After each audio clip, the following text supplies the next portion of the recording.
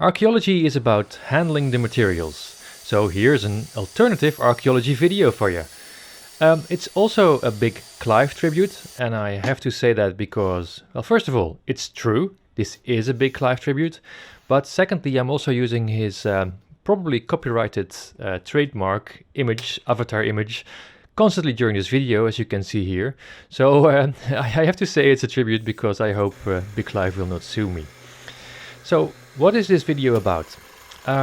We have cats. We have a lot of cats. Usually that's not a problem, especially not when your head is at 2-meter height like mine. But if you have a toddler running around, a 2.5-year-old toddler, her nose is at 60 centimeters, which means that everywhere she is running, she is constantly in a surrounding which is saturated with cat stink. So for me this is really annoying, and it's really time to do something about it. Now, and if you would have asked me about 6 months ago if I ever did anything with electronics, I would have said no. I did have a few attempts a long time ago, but I've always found it too difficult. I just didn't understand what I was doing.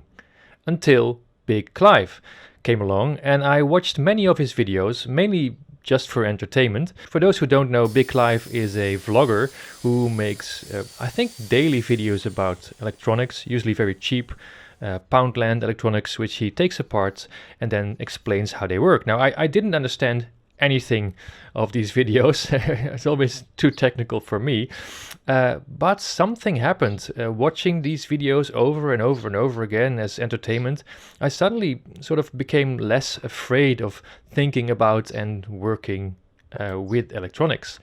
And from one day to another, I just started. I made a little thing with a 555 timer chip for my daughter. And then I thought, well, hey, I can do something, make something more. I can make a thing that repels those cats. And if Big Clive wouldn't have made his video about passive infrared detectors, I definitely would never have started this project.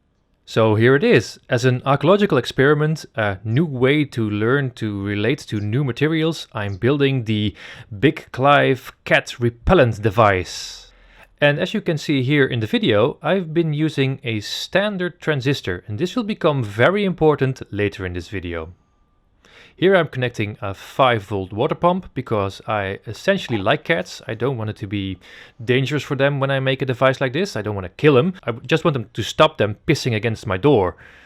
And here I'm soldering away, and I won't say I'm proud about my soldering, but I think nobody is. I don't use flux, I just do it the way it works.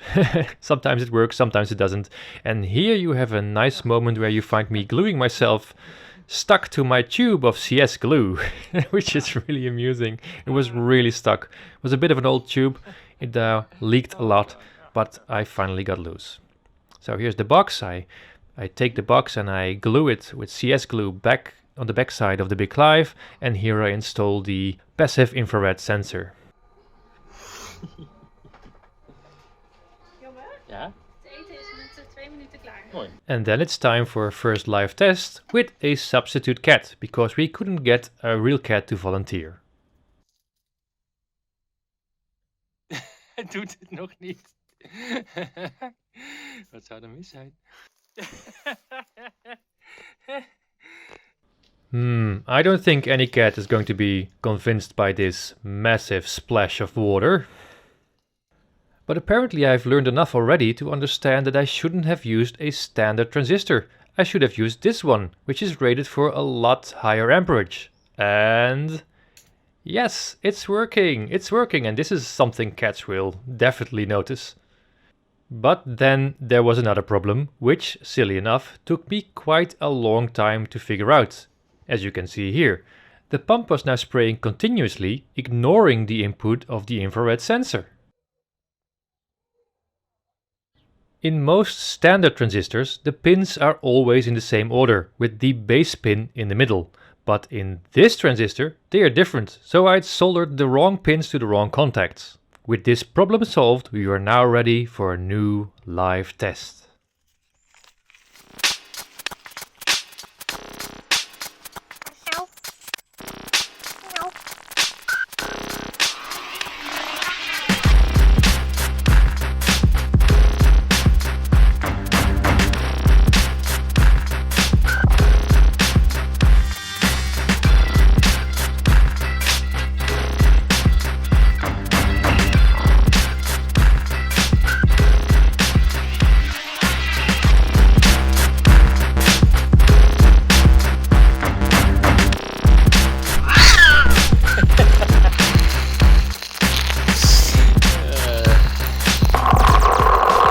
So a big thank you to Big Clive and his videos. I'm not saying I would have never started electronics without his videos, but they sure did help.